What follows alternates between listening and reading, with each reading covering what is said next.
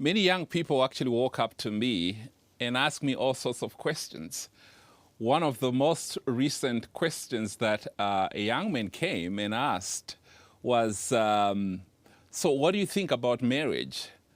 Now, there are a number of things that will come to mind when someone says to you, what do you think about marriage? And I realized that by and large, we are not preparing our young people for marriage. That's why they are curious. That's why they're asking these sort of questions. I realized that the only time a serious conversation about marriage actually takes place is when people are going through pre-marital counseling. In my view, that's too late. So what I thought I would do is answer that question in a more profound, deeper way, talk through marriage with young people. So they actually know if this is for them, what they're getting themselves into. So this is Walkworthy. We're really going to be talking about how God would guide us, what are his principles for marriage, if you like, and how we would walk from there into what he wants us to understand. Now, it's a very funny name for this series 1, Marriage Planner. Why would I title anything that you would do about marriage planner? You know, people would know about wedding planners. Well, I would like for us to kind of resituate that marriage is actually God's idea. So the real marriage planner is God. Now, let me suggest to you, he's one of the missing links in our talking about marriages. I want to reposition marriage right into who God is, who he's about, and how he designed it. And so as a good, I'm probably patting myself on the back here, as a good professor of research, the first thing I did was to go out there and do a survey. You know, a survey is a research used for collecting data from a defined group of respondents to gain information and insights into a topic of interest, in this case, marriage. So I just put out some surveys out there with a few young people to kind of see what answers I would get if they would do this sort of exercise. The whole survey was very interesting. It was just a blank piece of paper with one question: my top 5 things I want to know before I get married. So I promise you, a few answers came back in, my top 5 things I want to know before I get married. And I started reading through these thoughts that some of the young people were giving and distilling it into, so what are the common themes that would come out of that, which would kind of inform the series that we're doing together.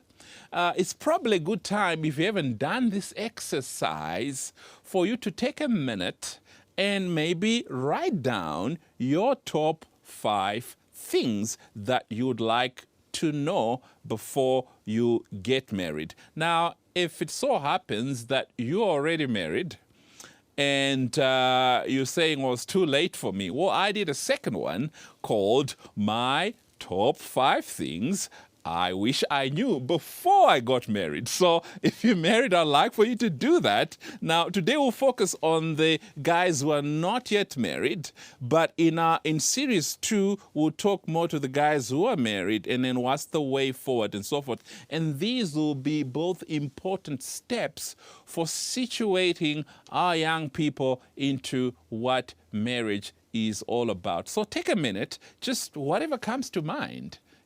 Just write down what are your top 5 things that you wish you knew or you want to know before you get married. So when I distilled all the responses I got from all the various young people that I was talking to, it turns out that the most important question that they wanted to know is, how do I find the right partner?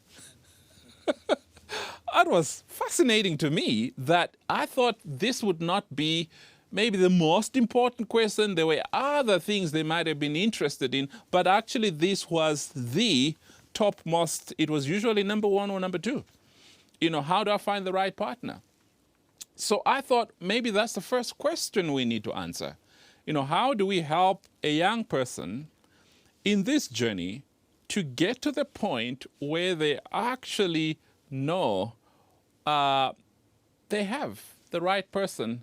In fact, another person put it so interesting. He says, "What's love got to do with it?"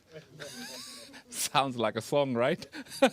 So it tells me this is a very crucial question most of our young people are asking. So how do we really help them with the answer? Now, the interesting thing by way of observation is the current culture has pre-programmed us to have a dream wedding, but not to think about the marriage thereafter. So it seems to me that one of the crises our young people are facing is in trying to answer that question is they have the wrong orientation.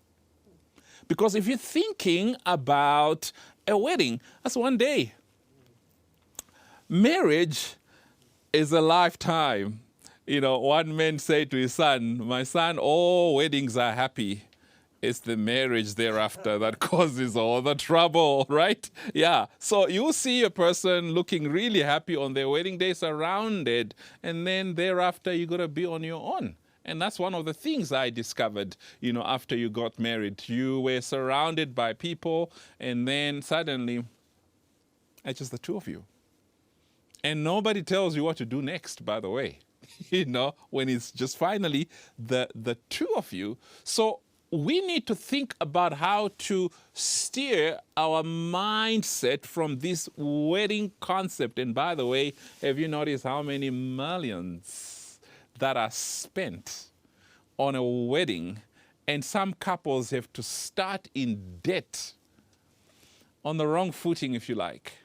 Well, look at how much we are also being bombarded by the media in terms of this. I don't watch too much television, but you perhaps could tell me, from the wedding coach, say yes to the dress, my big fat gypsy wedding, I don't know what else there is out there. I know there was one, my big celebrity wedding. There was another one where it looks like they pay for the wedding. You just got to show up. It's sponsored and so forth.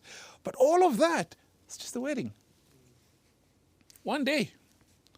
I've also noticed that people tear their hair trying to make this one day work. As a marriage officer, I know I'm doing a wedding tomorrow.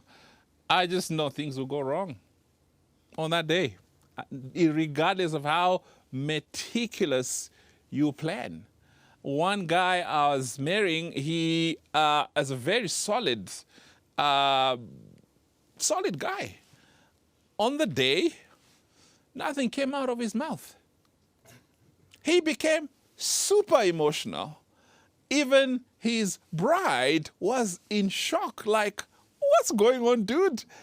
Things happen on that one day that can change a person completely, And another wedding, the bride came, lined up with the aisle to walk up to where we were waiting with the happy groom. Could see his, ear-to-ear smile. And then the groom, or the bride rather, disappeared. She didn't come up. The music carried on, no bride came.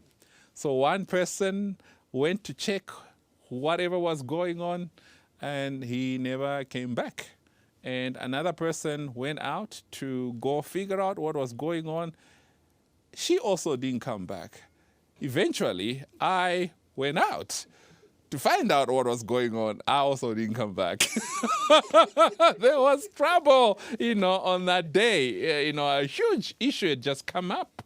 Another day, the father of the bride, who traditionally walks her in, he just showed up for the first time in her life. On the day,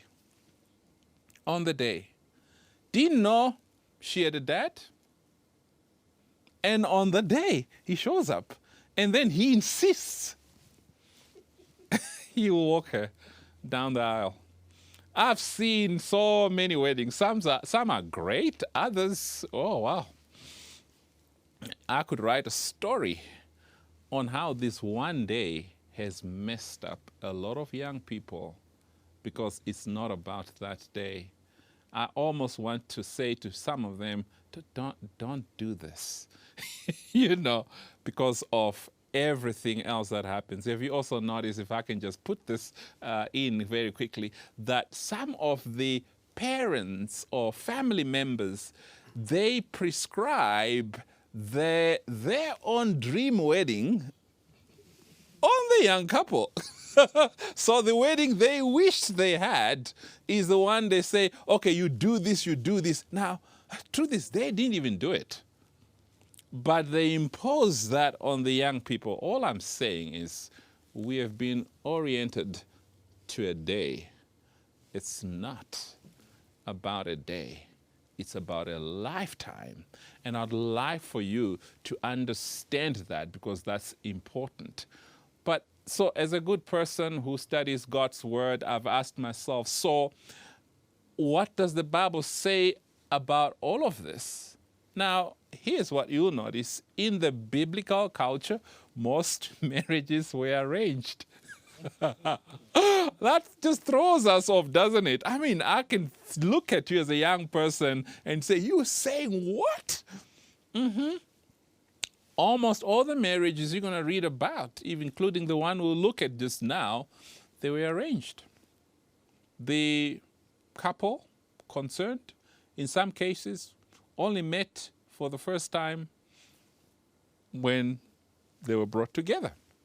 They were all arranged from the very first one. You're looking at me and thinking, what are you talking about? Well, let's look at the very first marriage that we read of in your Bible in Genesis 2:21 to 22. And look at this. The Lord caused a deep sleep to fall on Adam. So the guy was out. In other words, he had no clue what was going on, and he slept. And God took one of his ribs or one of his sides and closed up the flesh in its place. Then the rib which the Lord had taken from the man, he made into a woman, and he brought her to the man. Adam organized zero. This is an arranged marriage. That's why I said right at the start, we're going to be talking about marriage planner. Because the real planner is right here.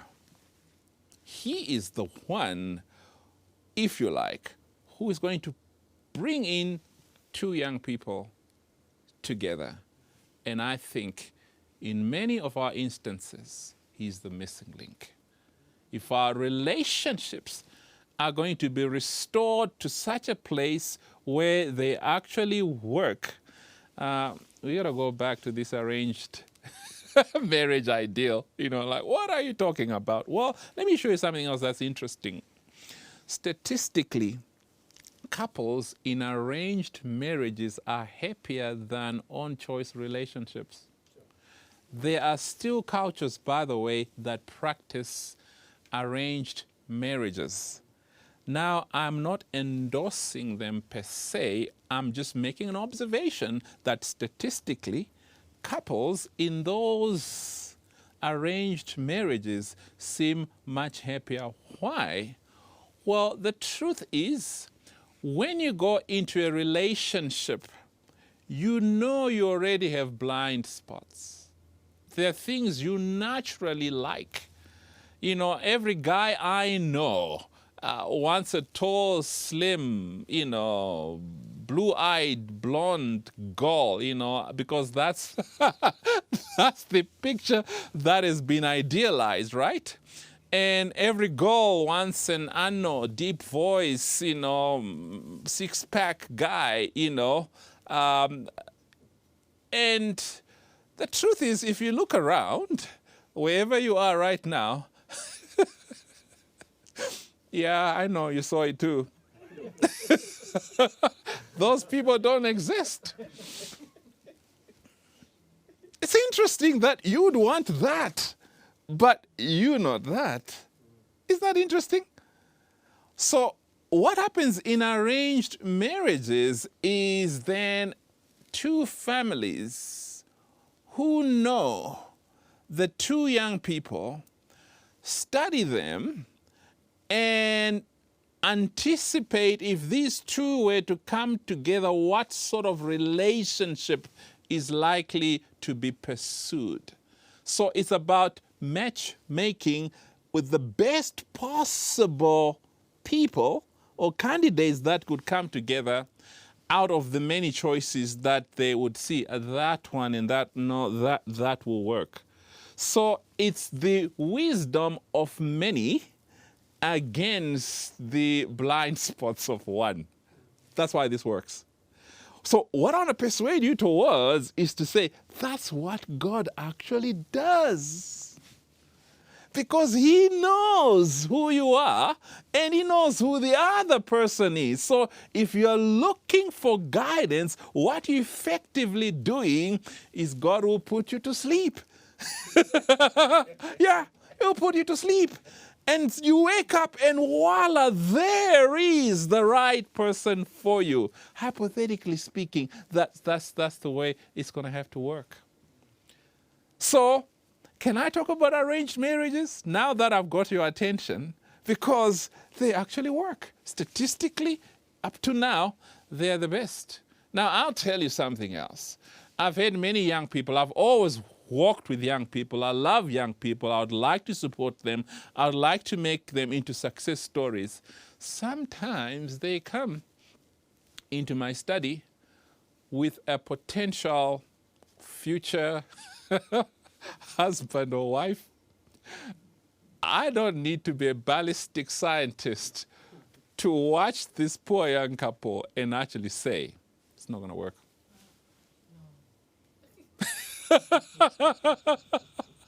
I have seen it over and over and over again. And some of them, thankfully, the relationship didn't work out. Without me influencing anything, they saw it for themselves.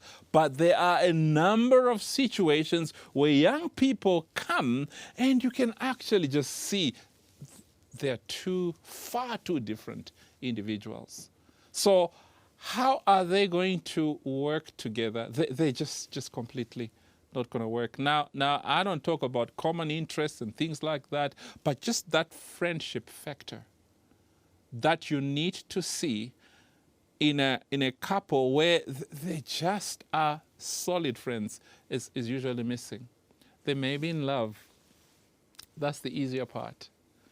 Getting along. Oh, I tell you.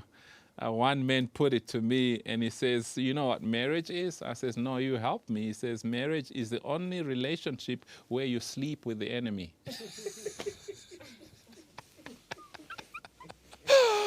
You end up there. Why? The blind spots of one. You ignored things that you were not aware of. Things that could have helped you had somebody else pointed them out to you. So that's why God in his great mercy would help Adam. I was thinking, if Adam was given the choice, which companion would you want? He would probably have chosen a dog.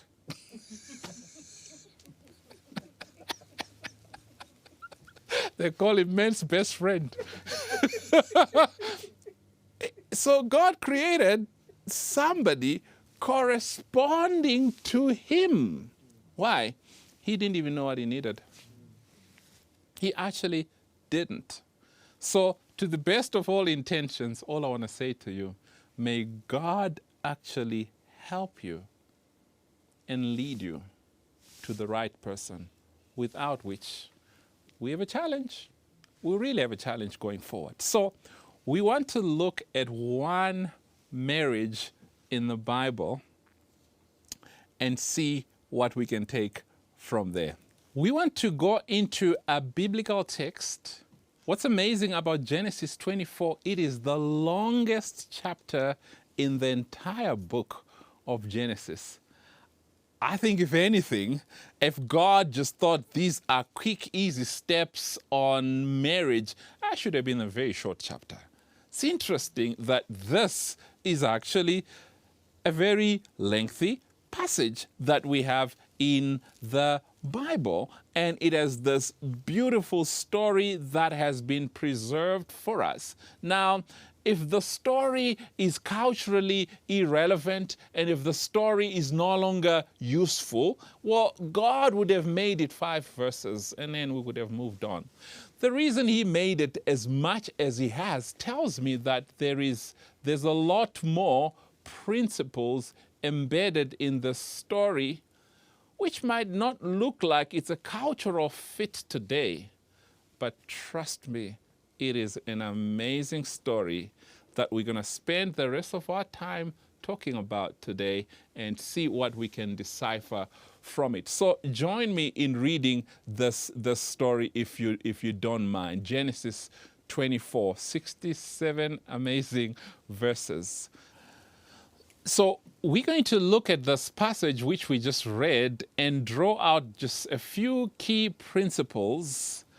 And the reason we're insisting on principles is there's a difference between principles and prescriptions.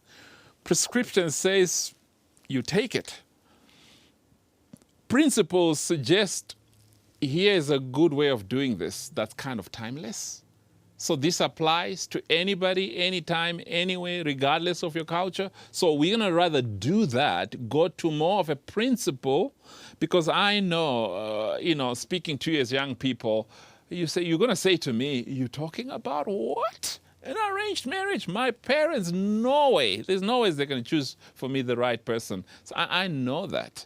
What I'm actually saying is we're even going to take it a notch higher. We say marriage planner, and the planner is God. So if God is the one that's doing all the arrangements, I can tell you something. He is more concerned, righteously concerned, about the outcome of your marriage more than anybody else. And in fact, he's the one who has already designed you and the person that he has for you. So the best marriage planner then is God. So what are some of the principles that he preserved in this very long text that would help us with understanding his intentions?